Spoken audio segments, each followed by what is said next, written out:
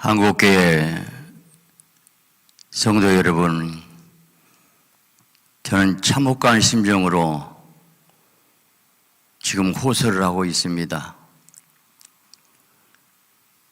예배가 죄고 설교가 죄라고 대법원의 판결이 내렸습니다.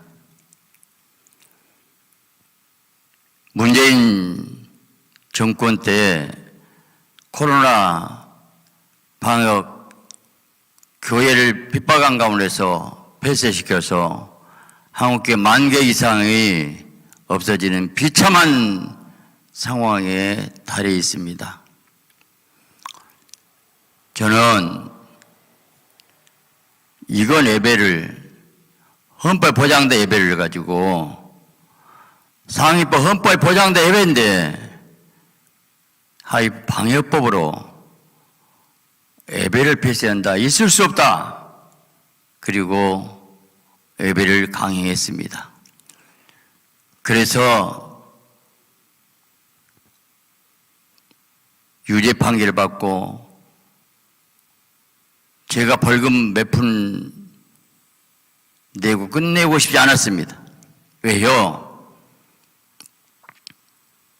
이건 잘못된 거기 때문에 벌금 몇 푼이 문제가 아니구나. 그리고 하나 기도하면서 대법원에 상소를 했습니다. 그런데 대법원장 주재 13명 전체 회의에서 결정된다는 통보를 받고 저는 전 법무장관 김승규 장로님 보고 통화할 때 그 장로님이 말하기를 정말 축하할 일입니다. 이건 기적입니다. 일반 안건은 대법원 판사 3명이 하는데 중요한 이런 안건은 대법원장 주에서 전원 합의로 간 것은 이건 하나님의 기적입니다. 만일에 바지하려면 기각했을 겁니다. 한국교회 살린 일이 생겼습니다. 그러면서 앞으로 코로나가 와도 대법원 판결에서 제가 무죄가 선고되면 한국교회 살린 역사에 있을 겁니다 해서 저는 너무 기쁘고 감사했습니다. 그리고 기다렸습니다.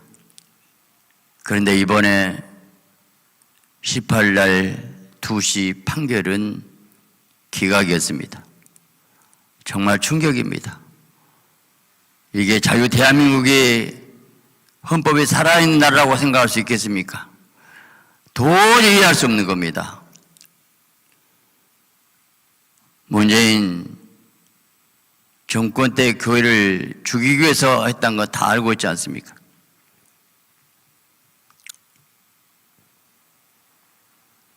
지금 한국교회가 이대로 가면 우리 개교회가 문제가 아니고 대법원에서 예배를 방역법으로 폐쇄할 수 있는 것이 합법으로 판정이 된다면 앞으로 한국교회는 어떻게 살 수 있겠습니까? 코로나가 또 그런 방역 그런 어려움이 이럴 때 당연히 이제는 대법원 판결이다. 대법원 판결에서 한국교회 맘대로 핍박할 수 있고 예배를 저지할 수 있지 않겠습니까? 지금은 코로나 시대가 넘어서 마음대로 예배 드릴 수 있습니다. 그러면 그대로 조용히 잠자면 어떻게 되겠습니까? 여기서 가만히 있으면 어떤 현상이 나올 줄 뻔히 보이지 않습니까? 이제는 완전히 교회는 정부에 의해서 중국 삼자교회 종교부에서 지배받듯이 한국교회가 그럴 처지에 놓여 있습니다. 한 가지 길은 헌법재판소에 제가 상소할 겁니다. 국민 청원을 하는 길밖에 없습니다. 앞으로 한국교회가 이대로 가면 그대로 정치 방해가 맘대로 말살되는 것을 눈에 보이기 때문에 여기서 제가 이렇게 호소를 하고 있는 것입니다. 한번 생각해 보세요. 정치 방해가 아니고 뭡니까? 코로나 확진되면 일반 백화점에서는 2시간 동안에 소독하고 문 열게 만듭니다. 왜 교회만 유독 2주간 폐쇄합니까? 그리고 왜 불교는 그 당시 1000명, 2000명 모여도 가만두고 교회만 10,000명, 20,000명 들어간 예배당에 20명 방송료 들고 문을 닫았지 않습니까? 그래서 큰 교회들이 서울에서 거의 다 무릎 꿇어서 한국교회가 이렇게 되어버렸습니다. 이 상황에서 절대 정부가 잘못했다고 항의한 가문에서 정부가 한국교회 무릎 꿇게 만들어야 되는 상황인데 대법원 판결이 이렇게 나왔는데도 잠잠해 있다는 것은 뭘 하겠다는 것입니까? 저는 이대로 있을 수 없어서 한국교회 성도 여러분에게 호소합니다. 헌법에 보장되어 있어가 아니고 헌법 보장 이전에 우리 인간의 최고의 복은 하나님 믿고 예배드린 거 아닙니까? 우리가 성경에 다시 한번 생각해 보세요. 에덴 동산에 쫓겨나가지고 죄진 인간이 타락했을 때 노아 홍수 심판을 줬고 그리고 홍수 심판 끝나고 첫 번째 노아가 무엇을 했습니까? 정결한 짐승 가지고 제사를 드렸지 않습니까? 그 7장에 얼마 안 된 그것 가지고 먼저 제사 드렸지 않습니까? 예배 드렸지 않습니까? 한마디로 에덴 동산에서 제사 드렸습니까? 제사 필요 없어. 에덴 동산에서는 다 만났어요. 죄 가운데 인간들은 하나님 만날 수 없는 것이 하나님 만든 것이 피 제사를 통해서 잠깐 만나준 것이 구약의 예배고 그 예배를 제사를 십자가상의 주님이 다 이뤘다 완성함으로써 휘장에 찢어서 예배로 바꿔야 했는데 요한복음 4장에 신령과 진정으로 예배드릴 때 원하니 이때라 했습니다. 교회의 생명은 예배입니다. 인간 예배를 통해 하나님 만납니다.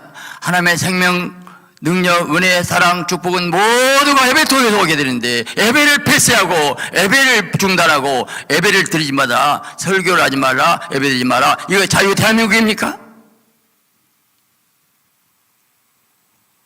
어떻게 그 자유가 대한민국에 헌법 보장된 거 가지고 하위법, 방위법 갖고 교회를 폐쇄해 갖고 한국교회가 다 망해가고 있는데도 정부에서 잘못했다고 비려야 되지 않습니까?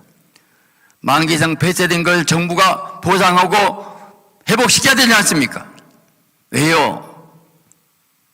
질병관리본부에서 분명히 발표했습니다. 교회에서 확진자가 나오지 않았다는 거예요.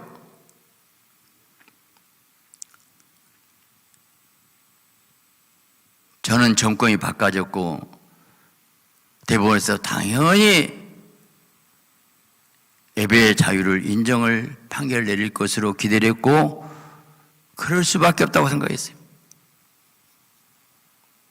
미국 연방헌법에서는 예배에 대해서 방해할 수 없다고 분명히 코로나 시대에도 그렇게 판결이 나와 있습니다.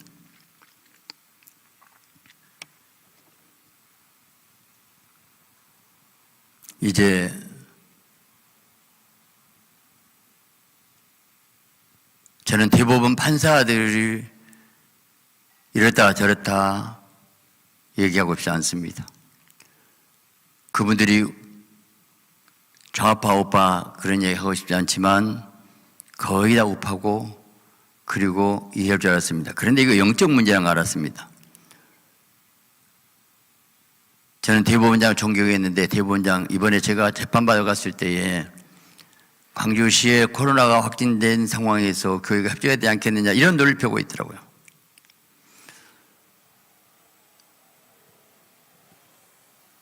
이건 헌법을 지키고 보호해야 할 대법원장 할 일입니까? 왜 그러면 그 당시 불교는 1000명, 2000명 그대로 허용했는가요? 거의 전철에서 백화점에서 그 많은 사람들에서 확진이 나왔고 그건 확진이 하나도 안 나왔는데도 잘못했다고 생각해야 되는데 어떻게 대법원 판사들은 그렇게 깊이 생각도 알지 못하고 이렇게 판결을 내릴 수가 있습니까?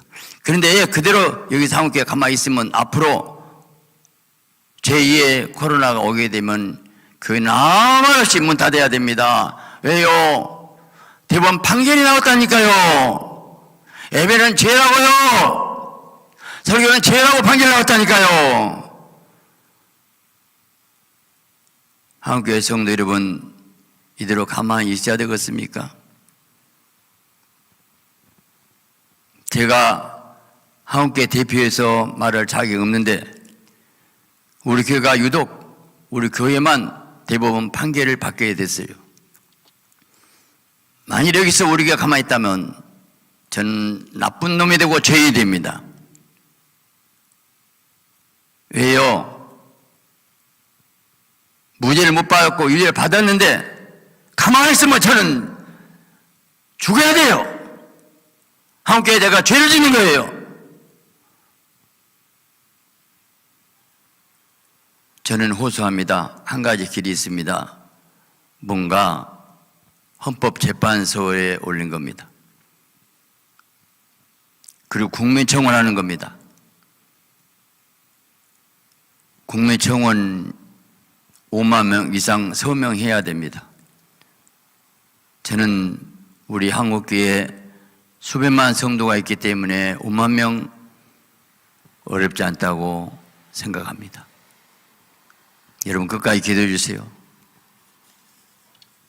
이제 제가 이 유튜브를 띄울 텐데 유튜브에 여러분 여기에 동참하시면서 댓글란에 저를 지지한다고 찬성 표시해 주시고 서명 나눠해 주시면 이게 국민청원에 할 수 있는 인원이 됩니다.